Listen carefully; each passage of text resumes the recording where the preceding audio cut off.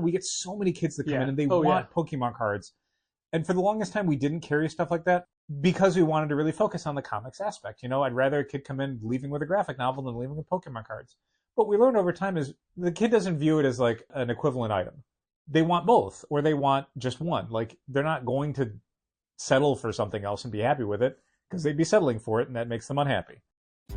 In the Midwest, you know the best is there waiting, so come and join the conversation. Eisner approved, fan and artist and creator too. What? This is how the challengers do. What?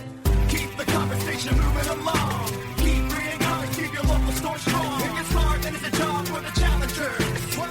Comics and conversation, y'all. From Challengers Comics and Conversation in Chicago, this is Contest of Challengers, a comics industry business podcast with Patrick Brower. Patrick Brower. Patrick Brower. Patrick Brower. Patrick Brower. Patrick Brower. Patrick Brower. Patrick Brower and W. Dal Bush. W. Dal Bush. Dal Bush. Dal Bush. Dal. Dal. W. Dal Bush. Don't be fooled by this page of notes. Huh? It looks like it's got a lot of stuff written down. There is a lot of things written down. It's just that they're all very tiny little points that won't merit a ton of discussion. You had warned me in advance. Looked like a daunting list of topics was actually thoroughly researched. A series of rapid-fire tidbits. Yeah, so, I mean, we'll try to make a meal out of this. Let's. But it's mainly just hors d'oeuvres for the most part. I'm sure you have an agenda and things you want to cover. I don't. Please. So there's something I was thinking about this week, and it's comics.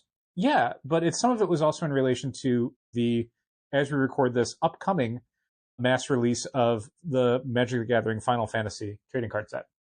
Boo. Yeah. So one of the toughest things to deal with as someone who runs a brick and mortar storefront, the deals in things that certain people consider collectible is the scarcity issue, is how much of your job is spent trying to figure out how to the most amount of needs, you know? Yeah. The things that I like carrying and the things that I would always consider the core part of our business are graphic novels, because graphic novels are, for the most part, regularly available. Things go out of print, but things aren't like limited time offerings, you know? I mean, unless it's a Dark Horse hardcover, in which case it's available for a week and that's out of print for 3 months. But we just got back in Helena Windhorn, Bowling with Corpses. I'm sure we'll get Dawn Runner back in at some point. But these are... And at no point when those were unavailable did their market value skyrocket. No, and people don't care about the printings they get for this stuff. We don't get people coming in saying, oh, you don't have an earlier printing Supergirl Woman of Tomorrow softcover? Every once in a while, and I'm so taken aback by it. Yeah. Is this a first print? No, that book has been in... It's not a first print of Watchmen. No, I'm sorry. Watchmen? It's not even the first print of that edition of Watchmen. I wonder if somebody has Watchmen volumes on their shelf with all the different DC logos. Yeah. But like that aspect of doing the job is the thing that I think leads to the most frustration with us as retailers. Is it's one thing for someone to come in and say, hey, do you have, Radiant Black Volume 2? And it's like, no, we just sold out, but we're going to be getting it back in a week. Do you want us to give you a call? Yes, no, we're done. This is easy. But when people come in asking for like new comics that there just happen to be a weird run on because of speculators, or trading cards that we got allocated heavily. Like a bagged copy of Battle Beast #1. I mean, you could name it. Every week there's something. Sure. And that's stuff where it's like, no, and it sucks that like, yeah, we're probably, as I'm recording this, sold out of Death of Silver Surfer #1. We thought we ordered enough. There weren't a lot of pre-orders. There was not a lot of buzz around it. Everybody wanted it the week it came out. We're getting some copies back in a week, but not every cover, and those are probably going to sell out as well, and then we're going to have to wait 3 weeks for the reprint.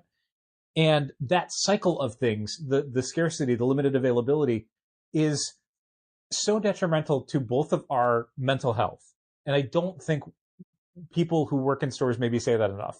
Like, I long for the kind of storefront where it's just like, no, you just get things, and then you restock those things, and you sell those things, and that's it, instead of having to deal with, like, there are stores that will gladly deal with scarce merchandise because they mark that shit up and they mark it to multiples of the cover price, or they get 300% of what they paid for it. And we don't do that. So what we have is just the frustration of things running out too fast and people looking at us like, well, why didn't you get more Final Fantasy trading cards? And it's like, because we couldn't. Because they didn't make enough. Yeah. That's why we've been out of Pokemon cards for 5 months. They're allocated. Things get allocated. Yeah. I don't know if we talked about this before, but the upcoming Pokemon releases. Now, we've been ordering our Pokemon cards from Southern Hobby forever. 17 years. Recently, we've tried to Diversify. open accounts at other distributors, and the first one I reached out to, due to retailer consensus of them being the most professional to deal with, their reply was, "Well, we've got a waiting list now. We'll get back to you in a month."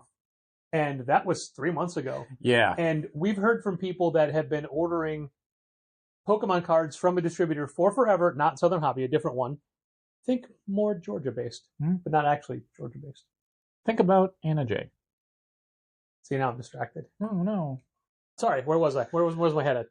So people that would say, yeah, I routinely order, 100 boxes of every, that's a legitimate number, 100 boxes, not cases, 100 boxes of every Pokemon booster. For the next wave, I was allocated to 6. Yeah. A vendor that we deal with offered stores, accounts, the opportunity to get more Pokemon cards from a recent set, which we have been literally unable to get, from the release. But the problem was you had to order a bundle, and the bundle included a case of booster boxes, I think maybe some ETBs or something, but then you additionally had to order $1,600 of additional merchandise from non-Wizards of the Coast and Pokemon product. So, basically it was, if you buy $1,600 worth of product you might not need from us right now, today, while this deal lasts, we will let you buy more Pokemon cards, which feels a little bit like extortion, but whatever. It's also a kick because that includes Dungeons and Dragons stuff, because that's Wizards of the Coast. Right. Yeah, basically, they didn't use this line, but the implication was you can't spend it on good stuff. You have to spend it on the shit we want to get rid of. Which is our hope for every sale we do. Please buy the things we don't want to restock. And as someone who sells things, I don't begrudge a vendor. No, definitely not. The idea, if they have unmovable stock, you got to do whatever you can to move it. But what I begrudge them is this is the only way to get Pokemon cards. It's not like you could buy Pokemon cards or get a better deal taking a bunch of shit you don't want. It was literally this or nothing. You either meet our terms or you get nothing. And we don't negotiate with terrorists and challengers. Yeah, so that's happening a lot more often on a lot more vendor lines, and it really sucks. And I mean, obviously, it's a weekly concern for comic books. Every single week, we're gambling on, did we order way too much or not nearly enough? Very few things, at least for issue ones. Once you get to issue 15 or 16, it's the variance between selling out and not selling out is 2 copies. So it's whatever. Yeah. And usually by that point, people have decided whether or not they want something, so you are not depriving someone of the chance of trying something out like you would be with an issue 1. Issue 1s are such a gamble now. Sometimes we get lucky where something like Exquisite Corpses comes in and we do sell out, but we're able to source a ton of additional copies that will probably last us through the run of the series. Yeah, they're not moving as quickly as I thought they might have gone. So I considered that. But you're fine with it. No, I'm not. I wish they would sell faster. I wish they would sell faster. No, I think they will move more when issue 2 comes out. Yeah. I think it's the sort of thing where... Didn't it? I can't remember. It hasn't yet. Okay. For a book like that, unless there is... I read it, so I have no concept of when it's actually coming out. For a book like that, I think there's a ton of heat the week it comes out because it's in the New This Week section. People are talking about it. And then weeks 2 through 4, 5, 6, however long it takes for the next issue to come out, there is this kind of lull where people are talking about other books, they're moving on to other things. Maybe someone has mentioned to them, hey, Exquisite Corpses, and I've sold some since then. Yeah. But it's not like I'm selling 10 copies a day until the next issue comes out. It's going to be, issue 2 is going to come out, people are going to see it and go, oh, you have issue 1? We do. It's a James Stokoe cover, it's right here. Which, by the way, if you need a copy of Exquisite Corpses #1, it should be on our website. It's a James Stokoe cover, we got it, it's cover price. Yep. Read it, it's great. This isn't exactly what you're talking about, but something that was frustrating me to no end last week, the week that Imperial #1 came out and Ultimate Spider-Man Incursion #1 came out, was the very high number of subscribers that just picked them up off the shelf. Yeah, that's the thing we've talked about for years, and I find it baffling because, I will understand if you bought it and then were like, oh, this is good, add this to my list. But the number of people who will come in pick it up off the shelf and say, oh, and can you make sure I get the next few issues? It's like, so you're adding it to your subscriptions now without having read it, which is the exact same circumstance you were operating under a month ago when we were closing our orders for this. Yeah. So and what it's not as if changed? we didn't highlight Imperial, a new Jonathan Hickman miniseries. Yeah, I'm pretty sure we told to people death. about the new Ultimate Spider-Man miniseries. Yeah. I'm pretty sure we mentioned it in one or two emails. And for that one, we specifically pointed out in emails that it wasn't an auto copy over because it's not written by Hickman and it's mainly starring Miles Morales. Yeah, which is a quick parenthetical. I'm kind of surprised at how much it sort of disregards the status quo of the Ultimate Spider-Man comic book. Like, I feel like you could have looped that one in a little better. It is kind of doing the opposite thing of what the monthly Ultimate Spider-Man comic is doing. Yeah. Yeah. So as somebody who reads Ultimate Spider-Man, I found it a little discordant.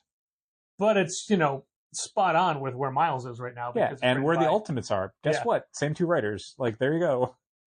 So yeah, that is a thing that I was thinking about a lot this week, because we're getting that scarcity issue, that rapid sellout, the phone calls thing for so many different product lines now, and it feels like, again, everything is except for graphic novels.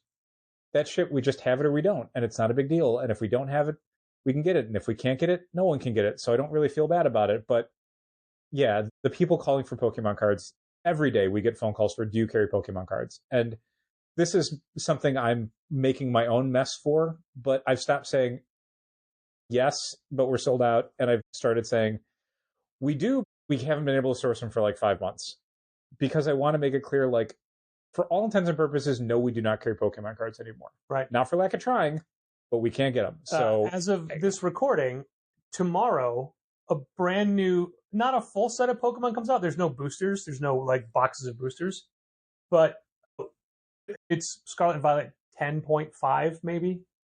I can't even keep up with the numbering. It's No like idea. a new Mac operating system. I don't know. Scarlet and Violet 2025, 2025. 26. And will we be getting some? We have one ETB. Which means by the time you've heard this, it's sold. Oh, long that thing sold. is probably going to sell in the first long hour. sold. And the different card makers charge different amounts for their cards. Like the markup we have for Yu-Gi-Oh cards, Yu-Gi-Oh usually gives us, Konami usually gives us decent, if not reasonable, discount. Yeah. The Pokemon Company gives us a much shittier discount on their product. Yep. Because there's more demand for their product than there is supply, so they get to set the terms. Wizards of the Coast years ago switched over from a SRP on their product, which was hilarious because almost every online vendor disregarded it. It became the SRP was whatever someone selling it out of their garage was selling a box of boosters for.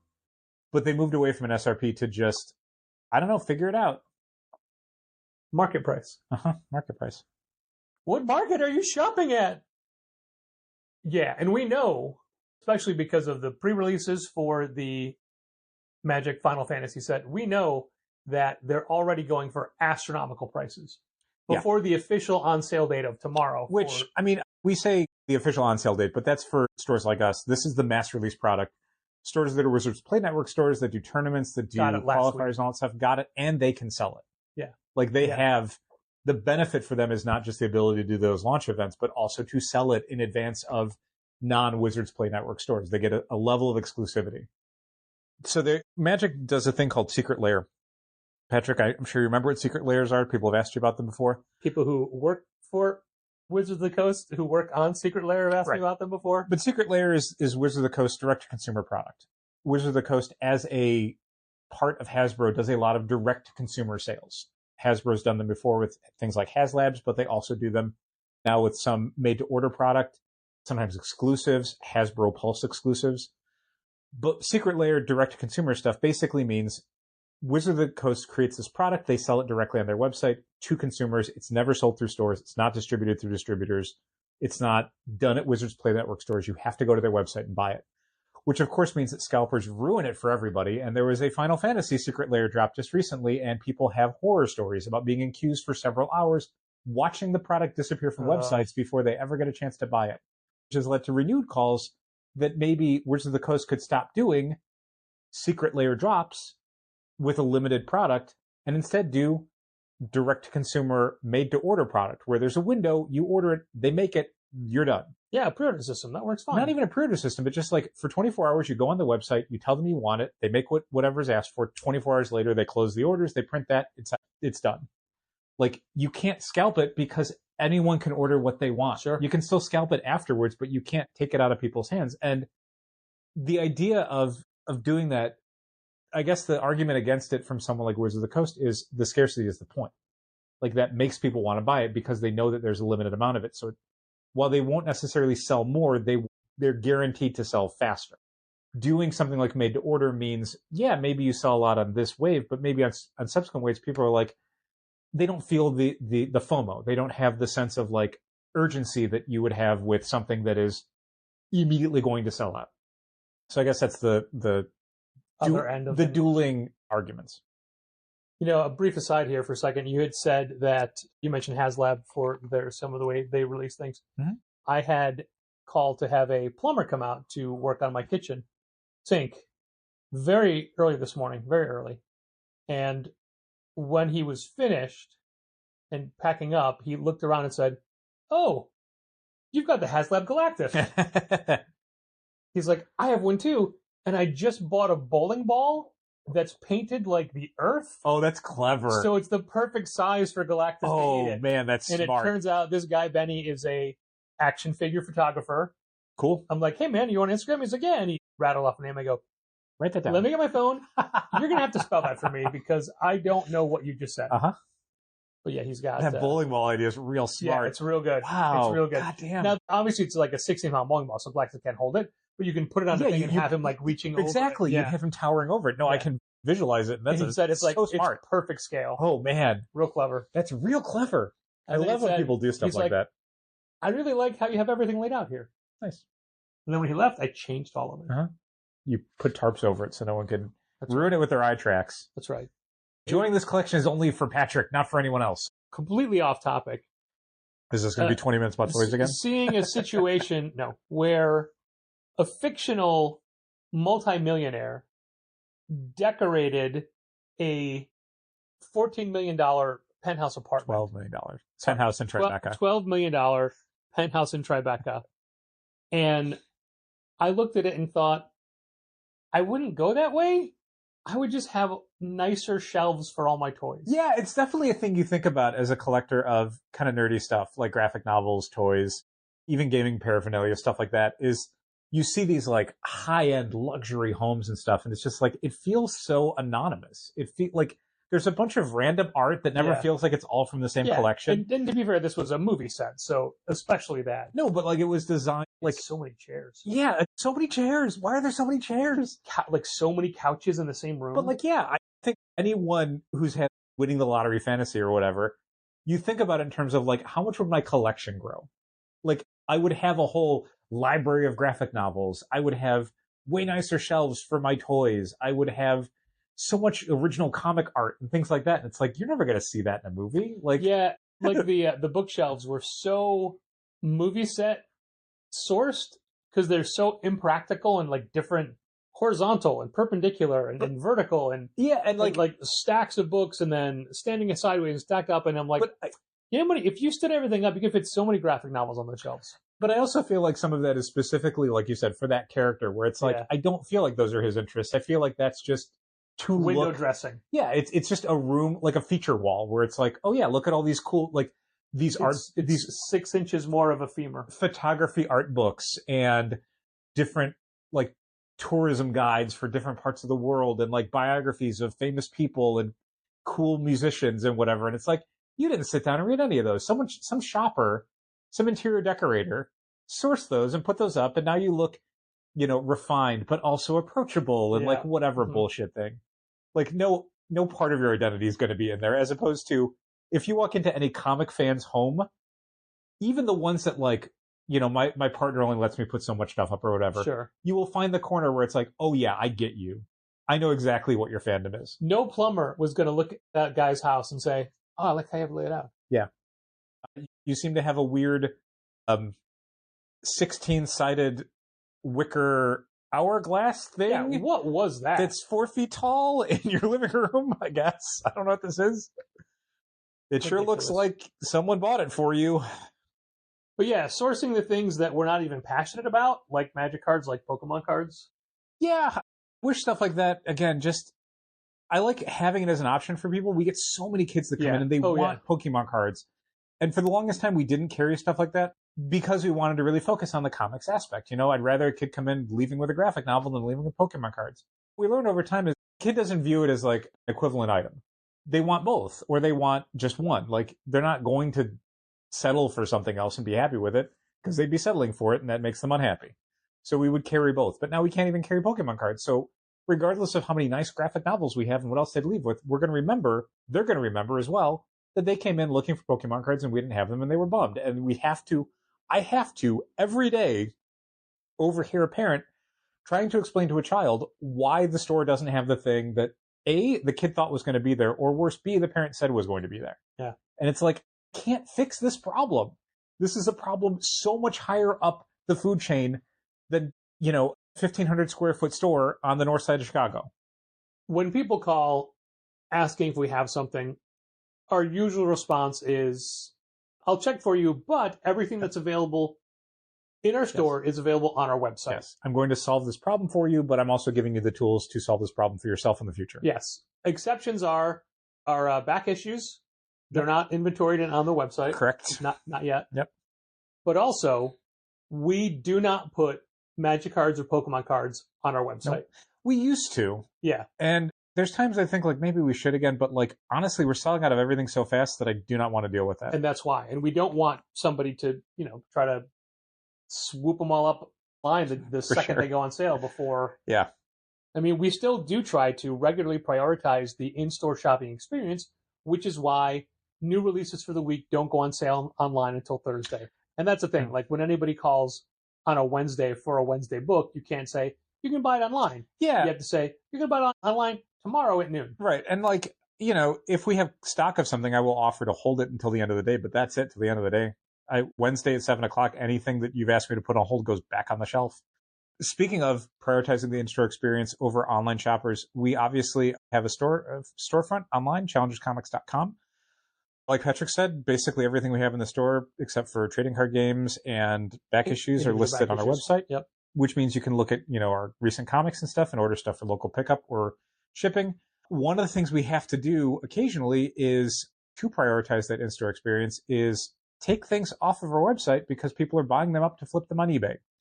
To wit, Patrick had notified me a few days ago that the recently released Marvel Knights, The World to Come #1 cover A by Joe Quesada, which I ordered very high of because even though we did not have a ton of pre-orders, I thought people are going to want this when it comes out. And sure enough, we sold okay on it, but suddenly came out the same day as Imperial and Ultimate Spider-Man Incursion. Yeah. So weirdly, like they went on sale like on a Thursday at noon. And then all of a sudden, I think like Friday or Saturday maybe, I think you had texted me and said, hey, we're getting a lot of orders for this book. And people buying them 2 at a time, which is our online which is the limit. maximum. So people are buying as much as they can get. And multiple people were buying them in a row, and all they were buying were that book. And so it's like, all right, let's dig into this. This is going to be a problem. And sure enough, we were seeing copies were going for like $30 and $40 online. So it's like, okay, well, we're not a store that wants to sell these in store on our website for $30 and $40 because we want people to be able to try out a new series and want them to be able to read it. This is a 6-issue miniseries. I don't want to price out prospective buyers in favor of people who are, trying to flip it or to compete with people who are flipping it. So what we did is we just turned it off for online sales. You can still come into our shop. We've got copies on the shelf. Oh, yeah. They go for cover price? Yeah. You can't do is order it on our website right now, either for local pickup or for online sale for shipping. Because we can't do it where you can, I guess we could, but then it's just a pain in the ass. Yeah. I just don't want to. It's just easier to turn it off online. You come into the shop, you want to buy it, it's cover price. Go ahead. We got copies. At least when I'm saying this, we have copies. If you come in on, Monday the 16th or whatever, maybe we don't. I don't know. But yeah, that's just a thing we have to do occasionally when the online feeding frenzy starts for a new book or a cover I care less about. When it's the A cover for a first issue, it's like, I want this to be available for at least like a couple weeks so people can give it a shot. So I can sell the next 5 issues, because guess what? The people who are buying it online 2 at a time to flip it on eBay are not coming back for 2, 3, 4, 5, Correct. 6. So the 2 copies I sell them now could be 12 copies I could be selling for the rest of the series that I don't get to sell. It's taking away the potential longevity of the book. I don't. So it's not a good trade for me. I get the idea of like, but it's the same money. Who cares? Like, no, because each sale of number 1 represents the possibility of sales of 2 through 6 if I sell them to a person buying it in the store for themselves. For a flipper online, I just get that money and that's all I get. And I lose out on the possibility of making more money for the next 5 issues. Hey, how many single issue comic books do you think fit into a Chicago box company box? With bags and boards or without? Let's say without. 20. How would you feel about, and my thinking in this is we were saying like, oh, everything is online except for back issues. Mm-hmm. What if we start doing like random 20 back issue grab bags? Yeah, I think it's a cool idea. Like come up with a set price for it. Sure. And then like we don't have to talk about price if you don't want to, but like $20 probably, not counting shipping. So we'd have to maybe make it 25 with shipping, 20 in store, or just $20. I mean, they're already and then ship it or pick it up. They're already like half off to begin with. Yeah, but It's I'm only just, $2. but I mean, for 20 random books, not knowing what you're going to get, I feel like half of back issue price is the best you're going to get. What I think we would do is not $20, bundle them up ahead of time. Just when we get an order, go pull, like just open a box, pull one out. I open like a box, the idea pull of one doing out. it in the store too, because I think people in store would want them. Okay. I think people would want to roll the the dice only on it. rule, the only rule we have is no duplicates. Right. Yeah, and I think we maybe have to look at like all ages versus mature readers. We have to figure that out. That's fair. Yeah, no, I really like that idea. Thanks. I think it's totally worth doing. That's my gift to you. You can work on that in a few weeks. I really will. I think it's a really good idea. Thanks. All right. So everything. And also it's something that like Molly is doing on Thursdays. Yeah. Because one of the things we've needed to do is thin out the back issues. Yeah, but this is a way to do that. Where do those books go? Oh, I would make space. I think we can rearrange where like the decorated boxes are. Put them up there. Like a row of them up there. Yeah. So people just take one out and you're good to go. All right. Yeah. What I need you to do, Patrick. Yes. Design a label. Design a label for it. Okay. Theoretically, I'd like to do, so there's 2 ways we could do it. We could either get something printed up at like FedEx office or something, or if you can come up with a black and white version, we could use the mailing label thing and just print them out. Oh, okay. That's 4x6. I think so. You can measure it. Okay. Yeah, that's a good idea. And would they be completely obscured, or you could see like the top and the bottom one? They're in a Chicago Box Company box. You can't see I'm shit. sorry. That was just for mailing. Oh no, I think for everything. Okay. That's why I think you do them for mailing. Okay. But you build them up in the store so people can buy them off the shelf, and then if someone buys them online, you slap an additional label on the left side where it's got, here's all of the mailing information. Or you can just put that right over the... No, I'd like people to see the outfit. I think if you do a good design on the label, which you always do, now the pressure's on, then I want people to be able to see it. And I think it looks cool just on the box. You get it in the mail, it's like, oh, here's a little So thing $25 and then... No, $20 and then you're paying shipping. Okay. Because I don't want to have to do 2 different line items for like mailing, one for the website and one for in-store. Sure. I'd rather just do $20 and you pay $6. Well, I kind of like it being 25. Okay. How about 24? That way, with the $6, it's $30. Okay. I want it to be a little more than $1 per book. Okay. We can always reprice it if there's not a lot of traction. That's fine. Maybe we should just do $20. That's fine. I think we would normally do with those books. I think getting $20 would be great. Well, I mean, my idea of it when we weren't worried about age restriction was to literally just completely grab at random. I wouldn't want to do that because I feel like it's difficult enough to keep ahead of online orders. Yeah. To then have to be like, okay, now go pull 20 random back issues is like, that's going to take 10 we can still do that when we're filling the boxes. What do you mean? Like when we go to make a bunch of these boxes up. Yeah. No, like I think basically what my plan on constructing it would be is go through and pull essentially excess stock from back issues. Okay. And also just a bunch of random stuff. And then with that stock, pull randomly from there and be like, now here's these boxes. Okay. Yeah. There we go. Yeah, I think it's a really good idea. Okay, write that down. Back issue bundle. The new Patrick Kingland book, Gehenna Naked Aggression, Mhm. is going to be a little bit late Oh, okay. for the weirdest reason that we personally can relate to. There is a Maria Lovett naked cover Okay. that comes Sounds like Maria Lovett. in a bag. Okay.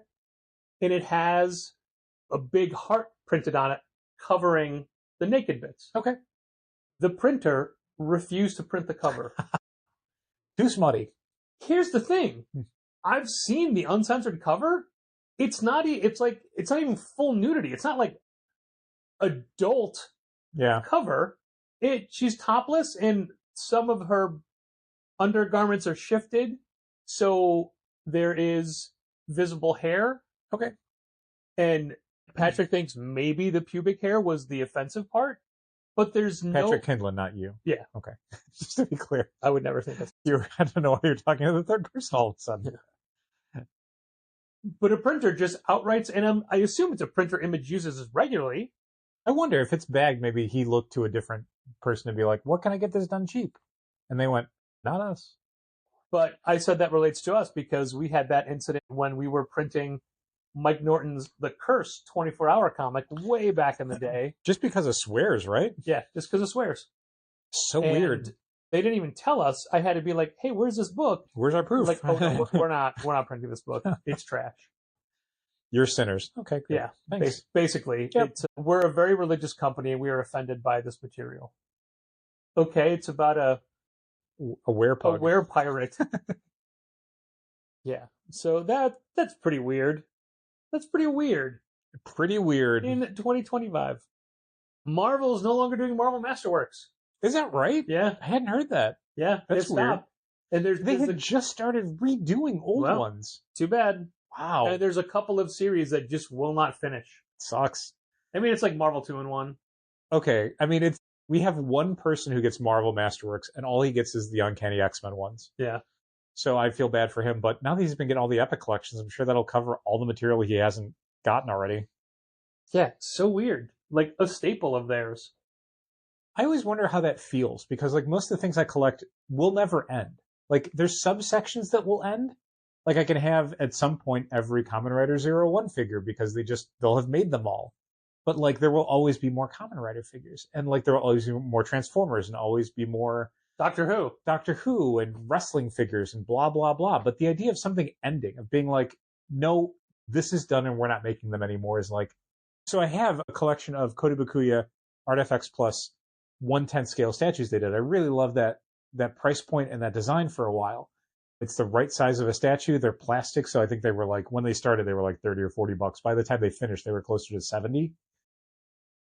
But they stopped making them like 6 years ago.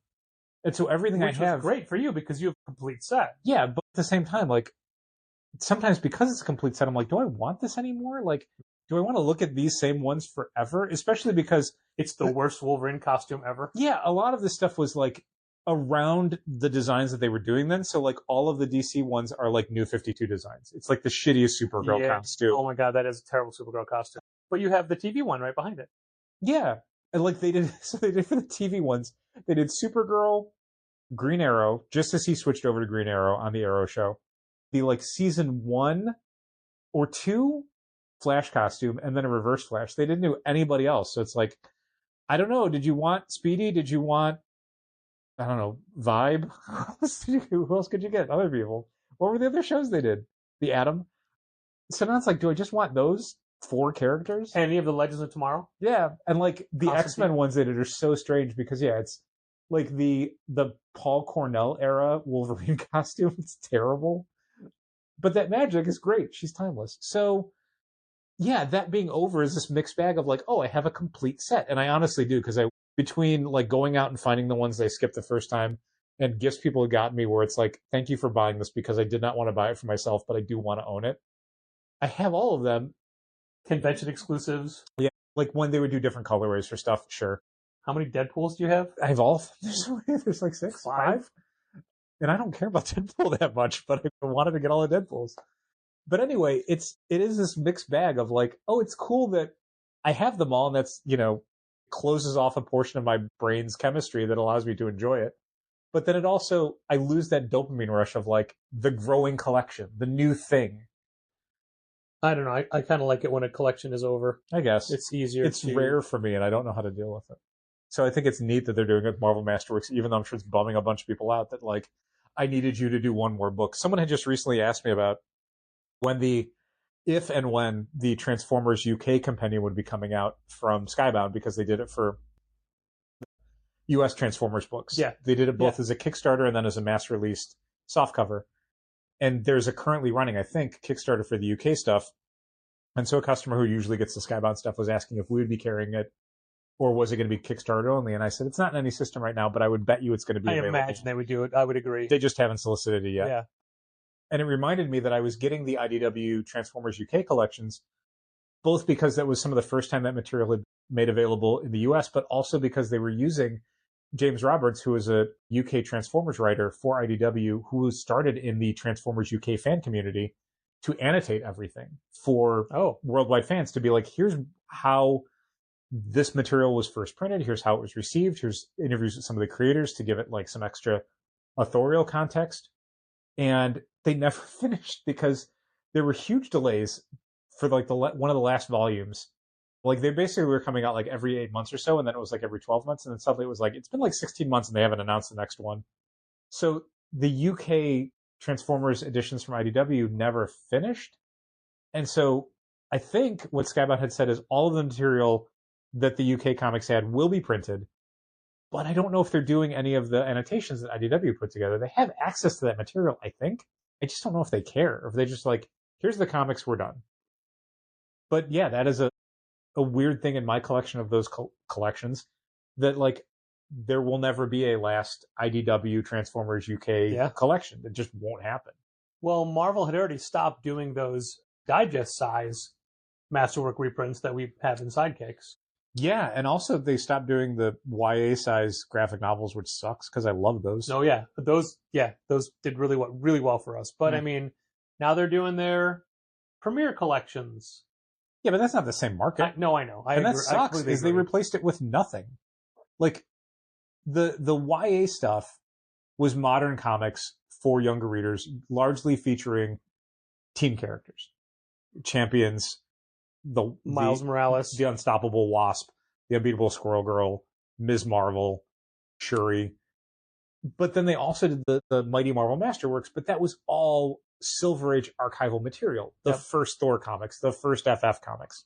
So those are adult characters, and it's just classic stuff that's okay for kids because it's so old. But now both of those are done, and the replacement is just like, I don't know, licensed comics. It's like whatever Abrams does, whatever Scholastic does, which are fine, but there's a lot of material that Marvel makes that is just not being reprinted in that format anymore. Yeah. They just did the Jeff one. That's the closest you're going to get. On the same topic, basically off of what you were just saying about your Transformers collection. Mm-hmm. I can talk a while ago. IDW was putting out the Legend of Grimjack collections. And Grimjack's one of my all-time favorite characters of all time. Really? Yeah, I've got multiple Grimjack tattoos. Oh, I never heard about that. And when they first started doing their like, let's do the whole series, because it was 81 issues, something like that. You tell me. And not counting the miniseries and graphic novels and whatnot, or the couple of relaunches like the Manx Cat and another IDW one, Killer Instinct. Anyway, so they first started doing them in hardcover and softcover. I'm like, great, I'm buying hardcover. Sure. After volume 3, they quit doing hardcovers, so they only went to softcover. Then they did 8 volumes, but that wasn't everything. Then they just stopped. Mm-hmm. Simultaneously, they were doing smaller, like, digest omnibuses. Not really omnibuses, because omnibuses are huge and contain a lot. But they were doing Grimjack omnibuses that were a little bigger than digest size. Mm-hmm. And they went further in that series.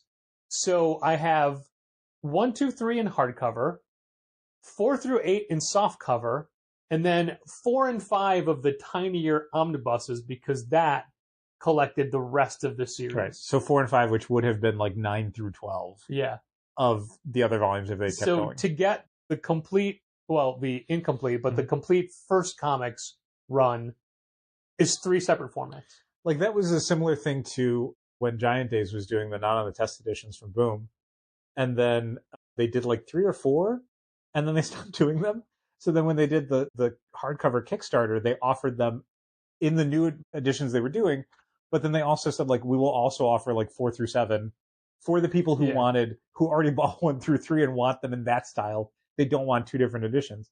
Because that's the thing with graphic novels we've heard from people, is since you're mostly looking at the spines, people want the spines to all match. Yeah. So there was a period where Sandman was in the 10-volume edition, and it kept switching cover art and design work and logos. So there was a period where we could get like some of one and some of the other. Like they didn't reprint all 10 volumes in the new covers at the same time. They did them over like a 16-month period. So there was a period where we would have like 1 through 3 of the new covers and then like 4 through 10 of the others. Yeah. So we'd get people who were reading it and they're like, oh, do you not have the ones that match? Yeah. Or worse, we'd have people who were already through the new editions.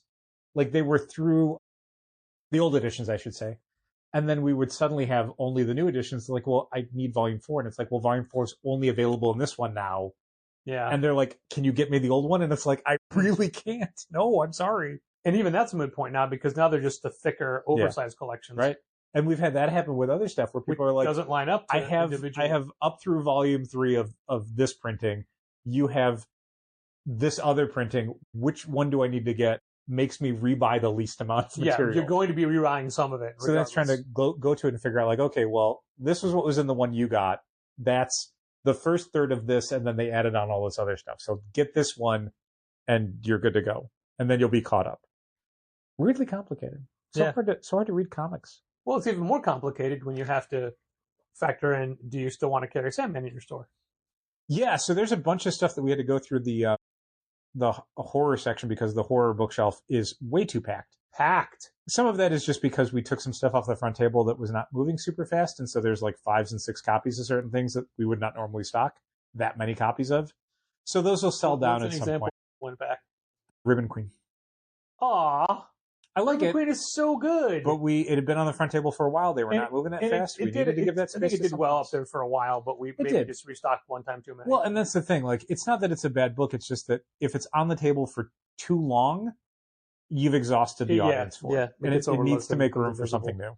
So we have to refresh that table more often than sometimes we would like, because we like those books and I want to sell it to everybody, but there's a different horror thing. But anyway, there were also books on the horror section that just weren't selling, period, and we needed to get them out of the way. So, like, in our 25% off section, which is where discounted graphic novels go first, it is weirdly like the canceled comics cavalcade, in that it's like Buffy the Vampire Slayer, Neil Gaiman Dark Horse Library, stuff like that, where it's like, oh, I don't just want to throw this away, but boy, I would like this to be gone from my store because I'm never restocking this. A different iteration of canceled or canceled comic cavalcade.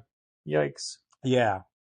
So yeah, that's a bunch of that stuff went there, but also a few other things where, like, ordered something, it never sold, it's been sitting on our bookshelf for a few years, it can go away. That happens with graphic novels. Just a few things that we will just try out because it seems like it would be cool. The solicit looks cool. The creators seem like they would click with our audience, but for whatever reason, it just doesn't sell. Thankfully, not too many books, but there are definitely some graphic novels that we have discounted because we have never sold a single copy of it. Moving on. Have you heard of a manga called The Future I Saw? Maybe. It came out in 1999. Maybe I'm thinking of an anime that Shout Factory is putting out? It was written and drawn by who they call now the Japanese Baba Manga. Cool. Ryu Tetsuki. I don't think it's the same thing. I'm just gonna look, but you can keep going. So, Ryu Tetsuki, The Future I Saw, 1999. It's currently hindering Japanese tourism. It's called A Place Further Than the Universe. That's what I was thinking of. Okay. How can a manga from 1999 be hurting Japanese tourism right now? How? This book had so many predictions that have come true. For example, COVID. Oh. A worldwide disease that spread in the year 2020. Oh, okay. A 2011 earthquake the deaths of Freddie Mercury and Princess Diana. Wow. In this book, it predicts on July 5th of this year, Okay. there's going to be an undersea rupture between Japan and the Philippines that causes a massive tsunami that's going to dramatically affect Wow. Japan. Huh. And because so many of these things have come true, people are freaking out. Yeah. I mean, yeah, I can see it happening. Yeah. Yeah. Huh. Yeah. That is weird. I did not know of this manga either. The future I saw, but all of these things that Wow. have come true. Wow. And it's not like there was a different Japanese book that predicted things, and the author of that was nicknamed the Baba something else, which is Okay. where Baba manga comes from. Got it. But those were more generalizations. Sure. These were specifics. Wow. Like they didn't That's say crazy. COVID-19, Right. but they said, a specific airborne disease. They didn't predict the name of Dave's restaurant. Yeah, exactly. Cove, because it's the most comfortable place. Crazy. It's a manga from 26 years ago Mhm. that is direct. Like a lot of people are very afraid of this. Yeah. That's pretty funny. I can definitely see being weirded out by it. I don't know that I would cancel trips, but it would be in my head of like, oh man, but what if? Yeah. Oh my goodness.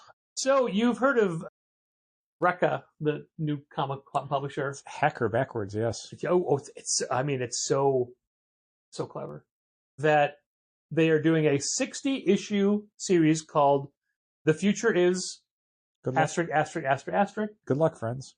We assume it's fucked. Yeah, I assume the future is fucked. Yeah. Yeah. But all their things are like, the cover price was $13.37 for the first one, and And like $4.04 for the second Yeah. one. It's all like leet speak hacker stuff, but I don't know if that's still relevant to anyone's culture. I mean, that was stuff that was 20 years ago. the hacker wars are over. This is what happens next. But they made the first issue $13.37 because it was such a massive first issue. Yeah. That I kind of feel like it hinders the buy-in for people. Oh, we haven't sold one yet. We sold one. So we have one on hold. That's the one I'm counting. Okay. They hadn't bought it yet. Yeah. No, I mean, like, so a subscriber saw it on the shelf after he bought his stuff. He's like, can you set this aside for me for next week? And I said, sure. He hasn't bought it yet. Oh, but there was a pre-order for one as well. She did not come in for it because Okay. the phone number we were given, voicemail not set up. Oh. So we held it for a week and then put it back on the shelf. And then we had one additional copy. So we ordered 3. And we have not, to my knowledge, actually gotten money for any of them yet. And 2 is out this week. Yep. So we'll see how that goes. So they published a list of all the stores I got that notification. that ordered it. Mm-hmm. Can you guess how many stores? I don't remember. I looked at the article. But I Oh, don't you did. remember. Okay. For issue 2, I believe this is the orders for issue 2. Right. Because I think that basically what they had said was like, these are the stores that ordered issue 2, so they might have issue 1 still. Right. So contact them. No one contacted us. How many stores are in the world comic shops? I don't know. Let's say 3,000. Okay. And I will tell you that this number of stores that carried number 2 is slightly higher than the number of stores that carried number 1. Well, this was through Lunar, so definitely stores had access to this distributor. Yeah. To be able to source this book. So it wasn't like it was just through Diamond and people couldn't get it anymore. Any guesses? How many stores carried it? Yeah. 100? Keep in mind, each store in a chain counts as one. I did see that. Yeah.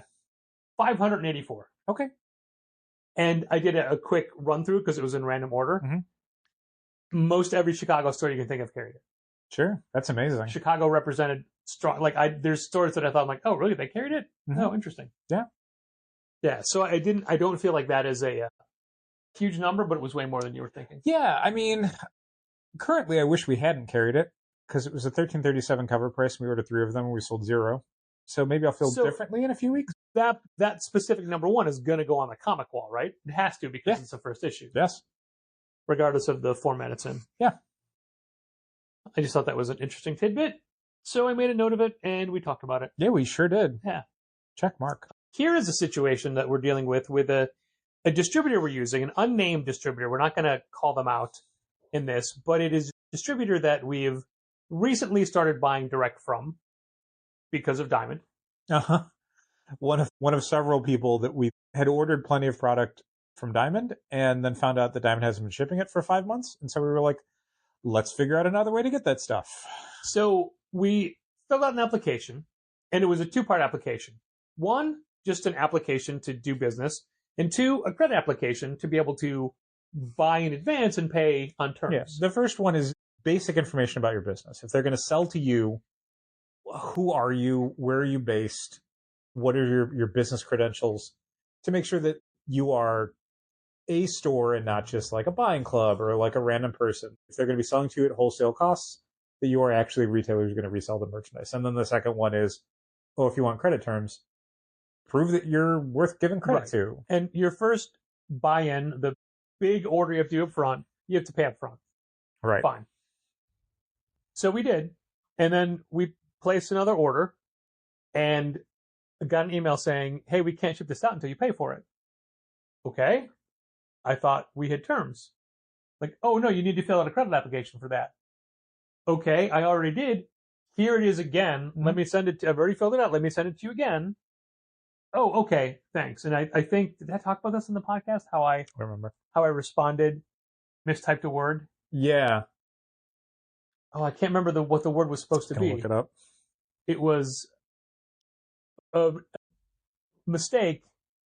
It must have been an autocorrect or something. But anyway, when I said, hey, thank you for the credit application, we've already filled one out and here it is again. But I said, yeah, basically they said wire transfer.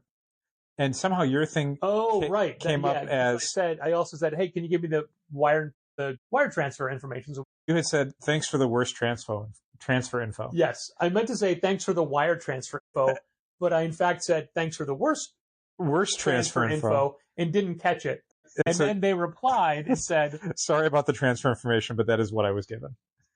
So I get that reply that says, sorry about and I'm like, why did they respond that way? That's so weird. Then I looked up ahead and saw what I'd written and immediately had a apologize saying, oh my gosh, I'm so sorry. Yeah. I would never respond like that. That's horrible. I was not trying to be like passive aggressive or whatever. Yeah. It was thanks for the worst transfer info. Uh-huh. Oh, I'm sorry about that. That's all we had. What? Oh my God. I'm so sorry. Yeah. So I felt pretty bad about that. It was pretty funny. And then they said they didn't care. That was really funny to read that email thread though. That yeah. As a bystander, it was like, oh, I see what happened there. So we sent in the credit application again. And then last week we sent in a reorder and they responded with, hey, you got to pay for this up front. Do you want to use a credit card that you used for the last one? Like, why? Don't we have terms? Mm-hmm. And they said, oh, you got to fill out a credit application. I'm like, okay, we've already done that twice. Mm-hmm. So someone got back to me and said, oh, you're right. We see that you have it. Okay, sorry about that. Then we wait. Right. Well, a few days ago, we got an email back saying, hey, good news, you've been approved. You have terms. You've got, a credit limit. Mm-hmm. Great. What is it? Yeah. So that when we're placing orders, we need to understand, like, where are we at with our credit? Like, obviously, we'll be paying it off regularly. We're working on a regular cycle. But I don't want to end up placing, like, if we're placing $200 a week in reorders, but we only have $500 in credit, that's going to be a problem in week 3. Yep. Like, you got to let us know what we're working with here. And they responded with, it is against company policy to discuss credit terms with a client or customer or whatever. Mm-hmm. I'm sorry, what? Yeah. How do we do business then? We have credit. You can't tell us how much? Yeah. That would seriously be like saying, hi, you owe me money for your comics. And you saying, okay, how much do I owe you? I can't tell you. And then how do I pay for it? Is there somebody we can ask? Is it like you just can't do it in email? Can I call? No response. Mm-hmm. So that's fun. What? What is this? How is it? It's a thing. It's a thing. It's a thing. There's been no resolution. We just have no idea. We didn't place a reorder with them this week, so there you go. Yeah. Well, you probably messed up the credit, Dal. Jeez. Mm-hmm. We also have recently realized that Lunar carries BCW supplies. Yeah, that we used to carry in the past. Yeah, but the people we get our supplies, people at the time we got our supplies from, had a falling out with BCW and stopped having that product Yeah. available. That's why we stopped having like the drawer boxes, the Yeah. comic houses, whatever you want to call them. Yeah.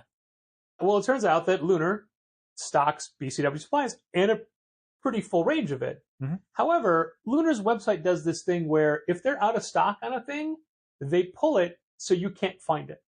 Yeah, some stuff, if it goes to back order, like waiting for publisher something, I can't remember what they call it. There's like a little line they'll have for back order stuff. They'll do that. But once something is gone, it's like it was never in their database, which sometimes is frustrating because like basically anything that's like an incentive variant more or less disappears the week of release. So if you need to 3 or 4 days after it comes out, check something on that incentive cover, gone. Yeah. Which hysterically we would frequently use Diamond's website to look at things that we couldn't find on the Lunar website. Yep. Just to get info, not to order it, just to understand a piece of data. But now that's completely done for. So like this just gets memory hold and it's like, we're done. So you have a variant cover. Who did it? Yeah, figure it out. I was trying to compile a list of the supplies they have available and the prices are to compare it with what we have now, because the idea of just getting like weekly shipments of supplies is what we used to do, and it was ideal. Yeah, we've talked a lot about the fact that we don't really have much in the way of like a large back room. So stores who are, rural or suburban might have gigantic back rooms or basements or whatever. So it's easier for them to source and store, pallets of material. And certainly it's more cost effective to do that. And if we had, 1,000 square feet of back room space, yeah, we would have pallets of different supplies, not just comic supplies, but shipping supplies. But we don't have that kind of room. So usually we prefer to do things where it's more like, instead of getting 20 cases of boards, let's get like 3 because we can store those under the front table and then put the rest out on the floor. And then that'll keep us for, a month and a half. And then we'll order 3 more cases and so on and so forth. And that's just a way better cycle for us than trying to do a pallet every 6 months. And the pallet is cost effective. Let me put it out there. We love the people we get our supplies from. I love their supplies. I love dealing with them. You worked hard to find them. That was a pandemic thing where like everybody was out of everything and you tracked down. But we don't like having to put out a couple of grand at one time to make it, cost effective to do that much. Right. And with Lunar having them, we thought, maybe we could go back to ordering, a case or 2 a week and make it easier. So I'm compiling this list, and of course, currently there's no current bags listed on their website. Yep. There's resealable, but not regular current bags. Right. Current/modern, whatever. So if they go current, modern, silver, regular. Okay. And then looking at the supplies they do have, because we do really like the BCW boxes and the drawer boxes and whatnot. Very much. Basically, everything pre-shipping is more expensive than what we get now and how we pay for it now, shipping included. Yeah. And I'd be willing to pay a little bit more just for not having to deal with the convenience, sure. Lugging things to a storage facility and having to unpack pallets at a time. Sure. It's just not worth it. Yeah, unfortunately, if we were to order them from Lunar, we would have to raise our prices for most of our supplies in a noticeable way. It wouldn't just be like, they're $1 more. It'd be like a few more dollars per bundle of bags and boards. Supplies have gone up boxes. so many times since the pandemic. Yeah. And I remember us being so proud of the fact that we hadn't raised our prices in, 12 years. Yeah. And then they skyrocketed over like a series of 18 months. Yeah. Raise it again and again and again. Each time we found them someplace, it was like, well, they're a little bit more than they were before, but this is the only company that has them. Man, I remember the one time we got them from, I almost outed the company, a well-known bag company. Part of that is in their name. Mm-hmm. And they were so much more expensive and a less quality. So what you might say is we limited how much we got of them? Yeah, very much so. Yeah, one time. So there you go. Real quick, I don't know how this is going to affect us, but Warner Brothers Discovery has split off into 2 parts. Yeah. The global networks and then the streaming and studios.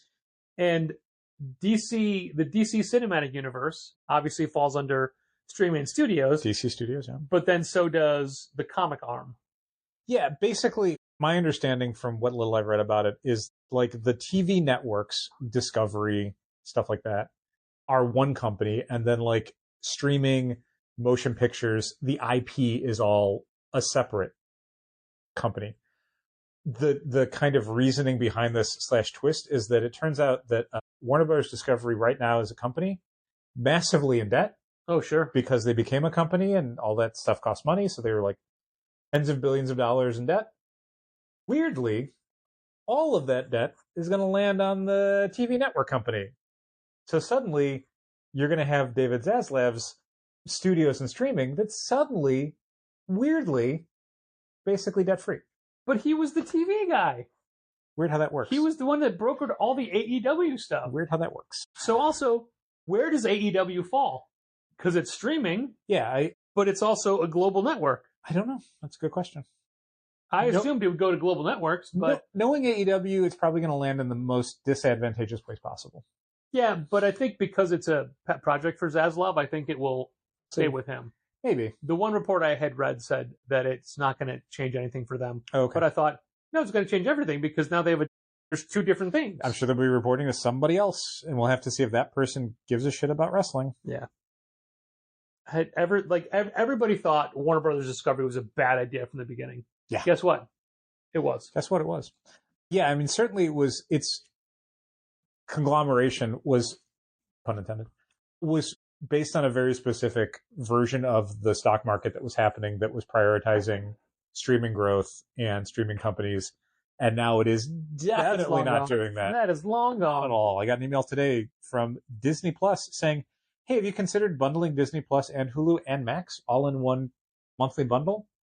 And I thought, boy, like 4 years ago, you would have thought the world was ending if you saw that. And now it's just like, yep, they're just trying to recreate cable. Yeah. They figured out doing it individually is not cost effective. So let's make cable again. Well, while the idea of Warner Brothers Discovery may have been a bad idea, this podcast is always a great idea. Thanks for listening. And keep reading comics. This has been Contest of Challengers. Thanks for listening. Keep reading comics.